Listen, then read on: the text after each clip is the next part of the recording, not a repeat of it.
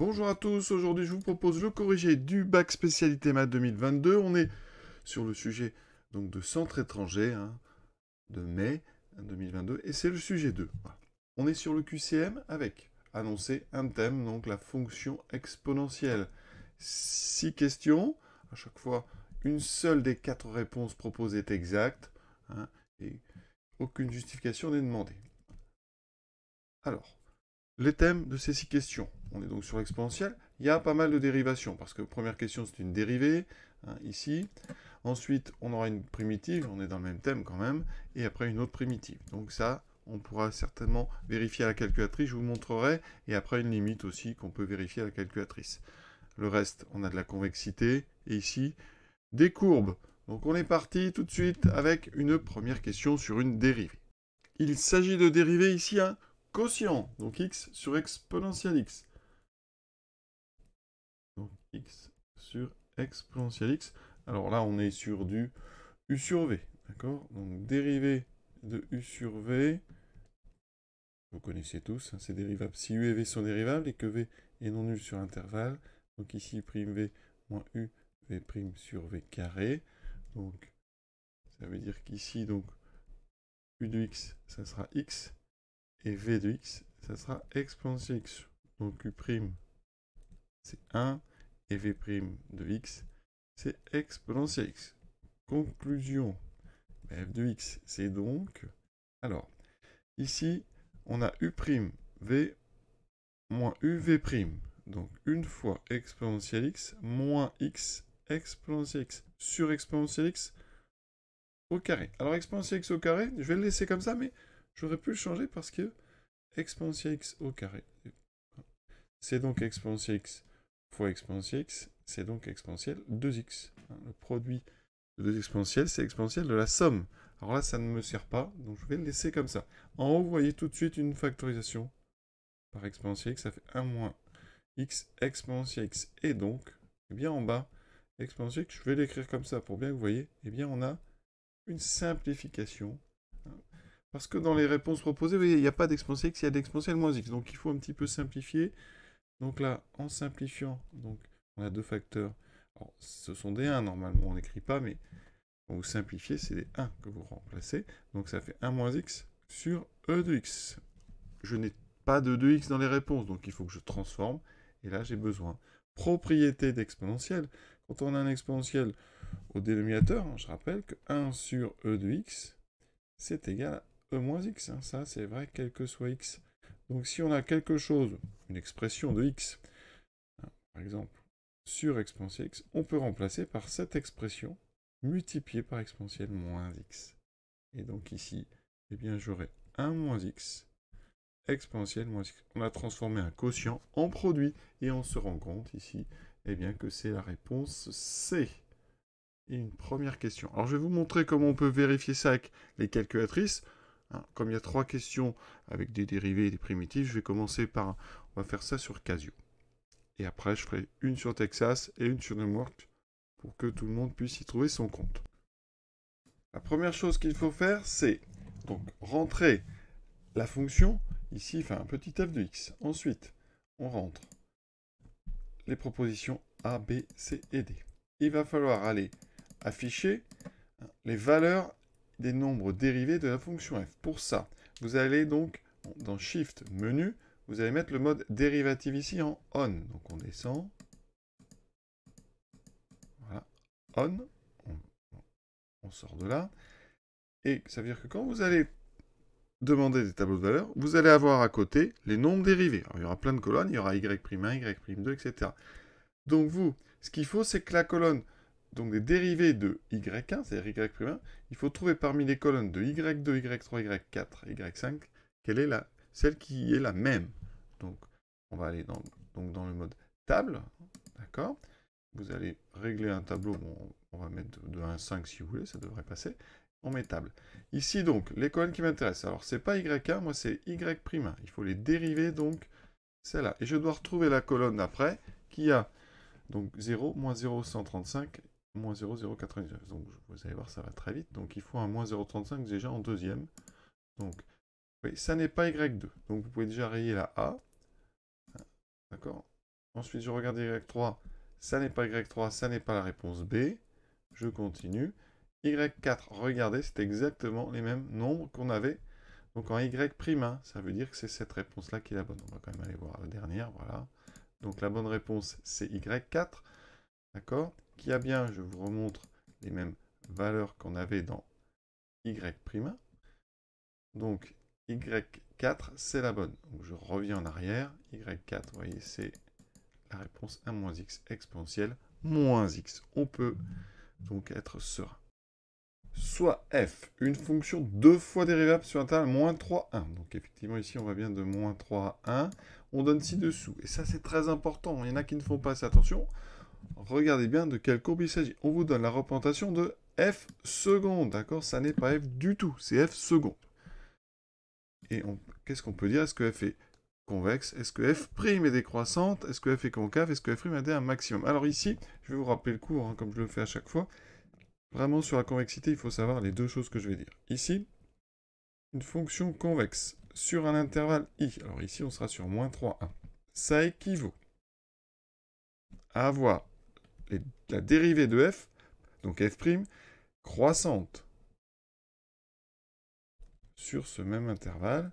Ça équivaut à avoir la dérivée seconde supérieure ou égale à 0 sur i. Il ne faut pas oublier ça. Et donc, deuxième chose, f est concave sur i.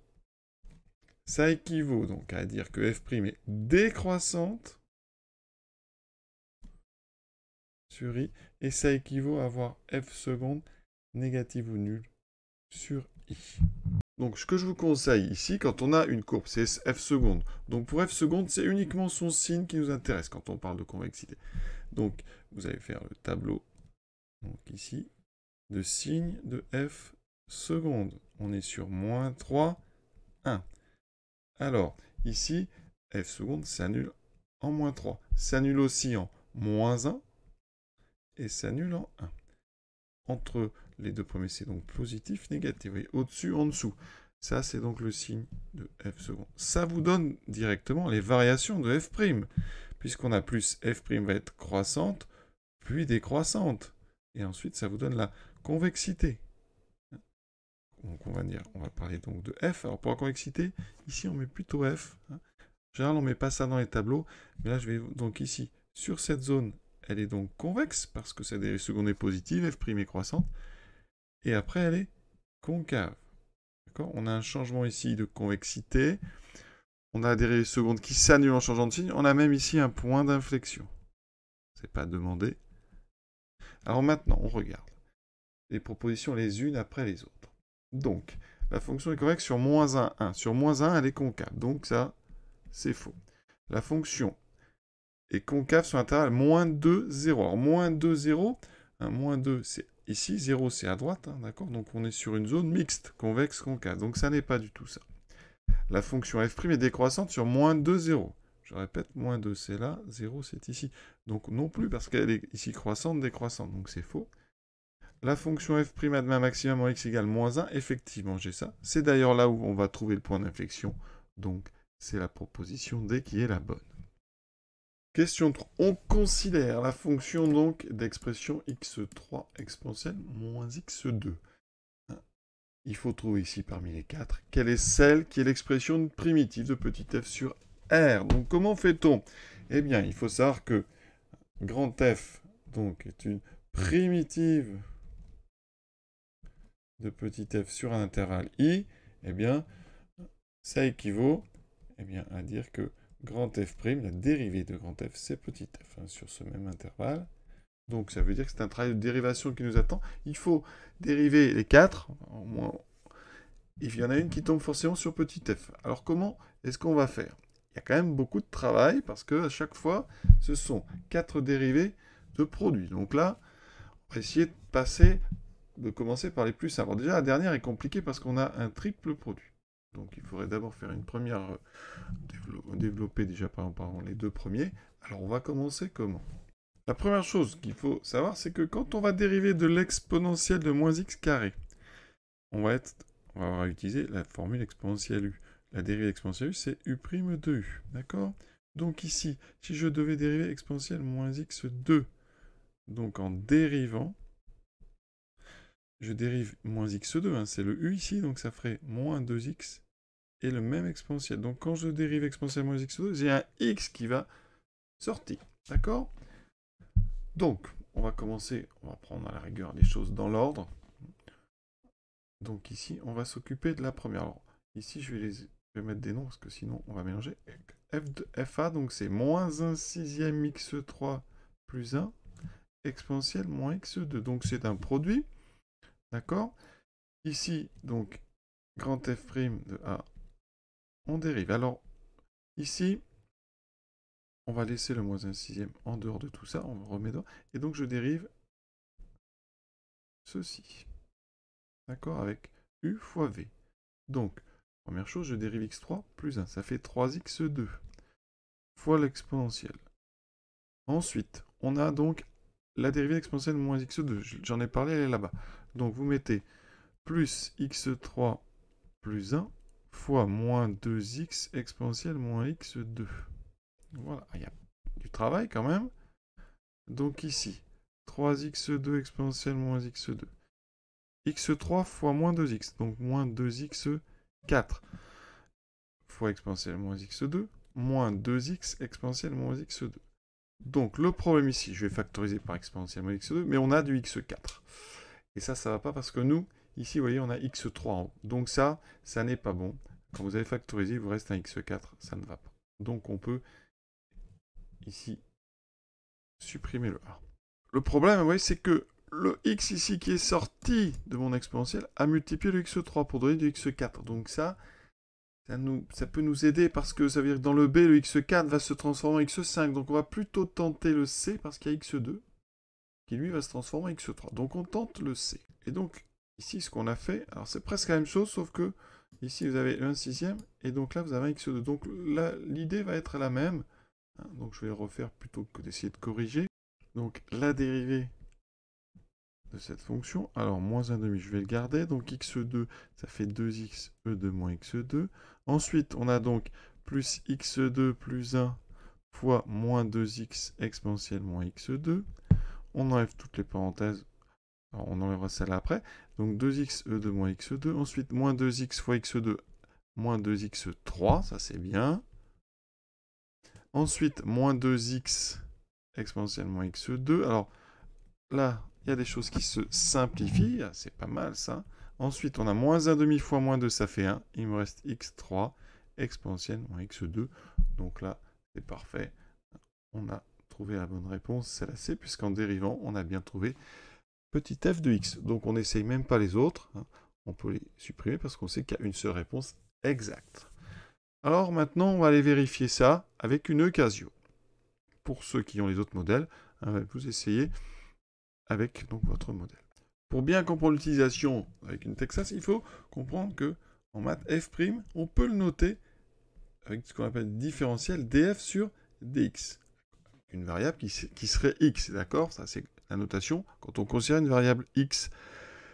Ici, ça veut dire que si vous voulez par exemple f' en un nombre petit a, vous allez prendre cette fonction, donc df sur dx, et vous allez l'appliquer en petit a. Alors le problème, c'est qu'on ne peut pas mettre ici la même lettre, ici et là.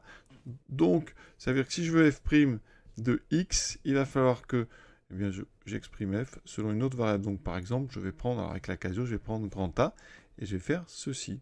Donc, je vais calculer le nombre dérivé de la fonction df sur dA pour la valeur x. Et c'est ça que je vais mettre dans le tableau. On regarde ça tout de suite. J'ai rentré donc l'expression de f. Maintenant, alors, on pourrait faire les 4. Je vais rentrer que la bonne, parce que c'est un petit peu long. On va aller chercher cette notation df sur d. Ah, ici, donc, je vais dans maths, c'est tout simple, et c'est marqué nombre dérivé. Oui, ça c'est l'instruction, c'est la commande qui permet d'avoir les nombres dérivés. Donc ici, je vais mettre une lettre A, voilà la première. Ensuite, je mets l'expression que j'ai là en remplaçant x par A, donc j'ai moins 1,5. Donc vraiment, il faut aller doucement. Vous mettez moins 1,5, voilà, je vais le faire vraiment devant vous, pour montrer que c'est quand même faisable. Après, il faut avoir le temps de taper ça, mais ça peut permettre comme ça de vous sauver si vraiment vous avez un doute. Voilà. Ensuite, exponentielle, moins x2. On vérifie bien par contre au fur et à mesure que on est bien, voilà. Alors là, j'ai fait une petite erreur parce que j'ai mis x, je vous ai dit, si je mets x, ça ne passera pas. Donc là, je dois mettre à la place de x, donc la lettre A. Voilà, ici, c'est bon. Ensuite, ici, il faut un A. Oui, c'est tout simple. On remplace x par A. Et là, on va mettre qu'on veut ce nombre dérivé quand la variable A est égale à x. Voilà. Et donc, qu'est-ce qui va se passer? Je vais avoir deux listes qui apparaissent, les valeurs de petit f et les valeurs de la dérivée de mon grand F. Normalement, ce sont les mêmes. Donc, je vais aller dans le tableau. Et vous voyez qu'ici, on a exactement les mêmes colonnes. Donc, conclusion, ça veut dire que les nombres dérivés de mon grand F sont les mêmes que les valeurs de petit f. Donc, j'ai proposé la bonne réponse. Si vous n'avez pas trouvé la bonne, eh bien, ça prendra un petit peu de temps. Vous allez faire ça avec successivement les 4 propositions jusqu'à temps que vous tombiez sur les deux mêmes colonnes. Maintenant, une limite, exponentielle x plus 1 sur exponentielle x moins 1 en plus l'infini, ça c'est assez simple. Alors ici, comment faire? On a déjà, il faut remarquer qu'on a une forme indéterminée, parce qu'en haut, eh bien, ça tend vers plus l'infini en plus l'infini, et en bas aussi. Donc, on a donc une forme indéterminée. Conclusion, il faut faire quelque chose. Donc, quand on a des formes indéterminées par quotient, eh bien, on factorise en haut et en bas par le terme qui paraît le plus fort. Eh bien, c'est l'exponentielle. Donc, je fais exponentielle 1 plus donc 1 sur exponentielle x. Et ici, exponentielle x fois 1 moins 1 sur exponentielle x. Je rappelle que la limite, donc, quand x tend vers plus l'infini d'exponentielle x, c'est plus l'infini. D'accord? Ici, on a une première simplification. Donc, ici, je simplifie. J'ai des 1 qui apparaissent. Donc, 1 plus 1 sur e de x sur 1 moins 1 sur e de x. Ici, l'exponentielle tend vers plus l'infini. Donc, l'inverse de l'exponentielle en plus l'infini tend vers 0. Conclusion, ça veut dire que ici, ce terme-là tend vers 0. Celui-ci qui est le même aussi. Donc, en haut, il me reste bien, quelque chose qui tend vers 1. En bas, quelque chose qui tend vers 1. Donc, ça tend vers 1 sur 1, c'est-à-dire la bonne réponse, c'est la réponse B. Alors, à la machine, on peut vérifier ça. On était sur donc Texas, on va y rester. On fait un tableau de valeurs, c'est tout simple. Donc, vous allez dans f de x, vous rentrez l'expression, vous allez faire un tableau. Alors, ici, on va quand même aller régler notre tableau pour avoir des grandes valeurs, parce que je vais limite en plus l'infini. Donc, vous pouvez même commencer déjà, par exemple, à 1000, et vous allez aller, par exemple, de 1000 en 1000. Comme ça, ça donnera des grandes valeurs tout de suite. Alors, attention, parce que l'exponentielle, des fois, ça s'envole vite. Ici, ça va aller, mais vous voyez, donc, je vais regarder le tableau. Et sur le tableau, alors, erreur, parce que c'est certainement des calculs trop compliqués à faire. Donc je vais aller ici, aller beaucoup, donc, en haut, parce qu'effectivement, on va déjà aller de 10 en 10. Peut-être que j'ai été un petit peu ambitieux. Les exponentielles, c'est des valeurs tellement grandes. Donc, vous voyez, déjà, pour 10, pour 20, 30, 40, ça vaut à peu près 1. Donc, voilà. Ça veut dire que ça va très vite vers 1. Donc, si vous voulez préciser un peu, on va plutôt aller de 1 en 1. J'aurais mieux fait d'être raisonnable tout de suite. Et de 1 en 1, voilà ce que ça donne. Ici, au départ, donc, votre quotient vaut 2, puis 1,3, 1,1. Et vous voyez que ça, rapidement, en fait, ça tend vers 1. Voilà. Vous pouvez aussi regarder à quoi ressemble la courbe. Et vous voyez qu'ici... Alors, le souci des courbes, c'est que des fois, on ne sait pas si ça tend vers 1, vers 1,1. C'est un peu moins précis. Moi, je préfère vraiment les tableaux. Mais c'est à vous de voir. Donc, réponse 1. On continue. Dans ce sujet, ils aiment les primitives, donc on en a encore. Alors, elle est plus rapide à faire, mais il y a une petite contrainte en plus. Il faut que la primitive vale 1 quand x vaut 0. Donc, alors, il y a plein de façons de faire. On peut déjà essayer d'éliminer en regardant à chaque fois ce qui se passe en 0. Donc, la première en 0, je remplace, vous voyez. Donc, on va commencer. Pour la première en 0, ça fait donc 2 exponentielle 1 moins 2e plus 1. 2e moins 2e, ça fait 0, donc il reste 1. Ça ne l'élimine pas. B, 1 demi, donc exponentielle 1 moins 1 demi de e plus 1, ça fait aussi 1. Bon, pardon, ça c'était le C, je vais faire dans l'ordre. Le B, je vais faire ici, ça fait exponentielle, donc 1 moins e, ça fait e moins e, ça fait 0. Ah, déjà, vous avez éliminé celui-ci.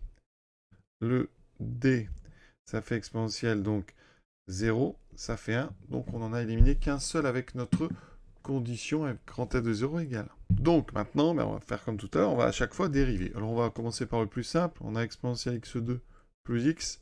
Ça, quand je dérive, c'est de l'exponentielle u.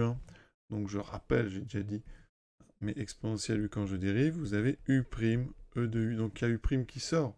Donc je vais avoir x2 plus x.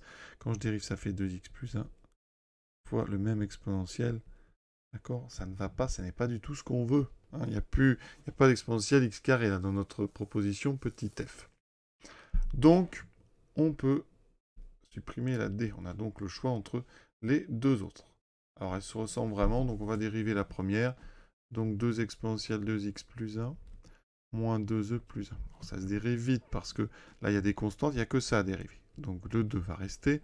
Vous dérivez exponentielle 2x plus 1, ça va donner, ça fait sortir un 2, parce que 2x plus 1 en dérivant donne un 2, il me reste que ça. Et donc j'ai 4 fois ce qu'il faudrait, ça n'est donc pas là.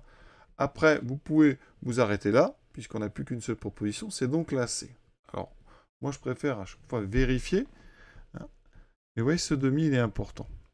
Hein, parce que, hein, ici, quand on dérive, il y aura 2 sur 2 exponentielle 2x plus 1. Et c'est justement ça qui permet d'avoir exponentielle 2x plus 1. Donc c'est la réponse C. Alors là, j'ai fait en dérivant.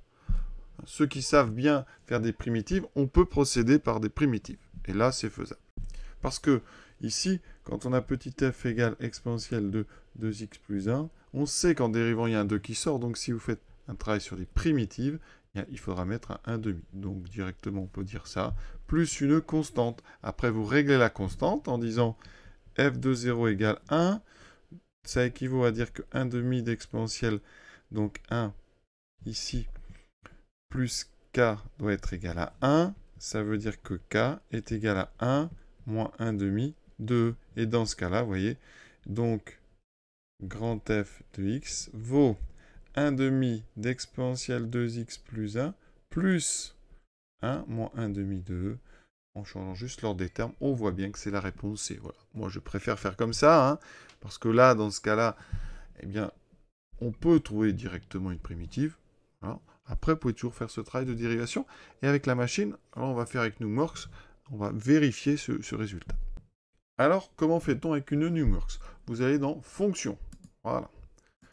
Ensuite, on ajoute un élément. Donc, c'est une fonction, je vais prendre fx égale x. Et je vais donc mettre mon exponentielle. Alors ici, je vais mettre celle que je pense être la bonne. Donc, je vais mettre ici la C. Voilà. Donc, 1,5.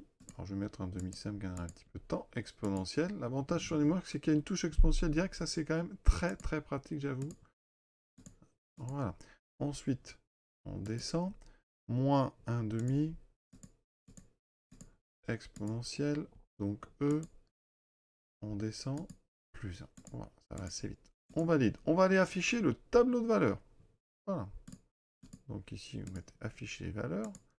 Tout est là. Et il y a une petite chose, voilà. Eh bien, quand vous allez aller cliquer sur f de x ici, vous allez mettre et vous validez, les nombres dérivés vont apparaître. Vous avez ici cette instruction, colonne de la dérivée, vous validez. Vous mettez donc OK, vous validez, pardon, et vous allez en arrière. Et il y a une nouvelle colonne qui est apparue, qui donne les nombres dérivés. D'accord? Il va falloir, bien sûr, les comparer avec la fonction de départ, donc cette exponentielle 2x plus 1. Donc là, je reviens en arrière, non, c'est pas en arrière, pardon. Je vais dans expression, voilà, et je vais ajouter un élément. Alors ici, c'est donc exponentielle de, il n'y a pas x, pardon, il faut que je l'efface. Exponentielle de x plus 1. Je valide, je vais regarder donc tous les tableaux, et normalement, le tableau de f' doit être le même que le tableau de celle que je viens de rentrer. J'aurais dû plutôt appeler la deuxième f, mais vous voyez que les deux colonnes sont les mêmes. Donc effectivement, les dérivés de ma fonction de la question C tombent bien sur les valeurs de f. Donc c'est parfait. Ici, on a donc une courbe de fonction, hein, c'est celle de f. Important, celle de f. Et on vous demande parmi 4 autres courbes, quelle est celle qui représente f seconde. Alors ici, eh bien je rappelle que la courbe de f, c'est sa concavité et convexité qui va nous donner les signes de f seconde. Donc il faut regarder où est-ce que f est concave, où est-ce que f est convexe. Alors ici, on a ici un départ donc, qui est concave et ici convexe. Donc la tangente importante, je dirais qu'elle est par ici. Vous voyez, ici on a cette tangente que la courbe traverse. Elle arrive par dessous. Donc je vais la tracer, voilà. La courbe arrive par dessous, ressort par dessus. Donc ce qu'on peut dire, c'est que si on faisait un tableau, hein, ici, Donc 2, alors ça commence à moins 2, ça finit à 4. Il se passe quelque chose en 1. Avant, on est concave.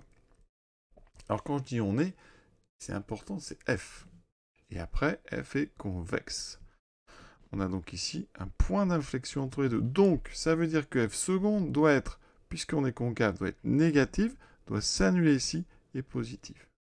Donc en fait, la forme de la courbe de F nous donne le signe de F seconde. Donc on cherche parmi les 4, quelle est celle qui est négative, positive, et qui s'annule en 1. Donc on regarde déjà, c'est celle qui s'annule en 1. Alors elle s'annule tout en 1.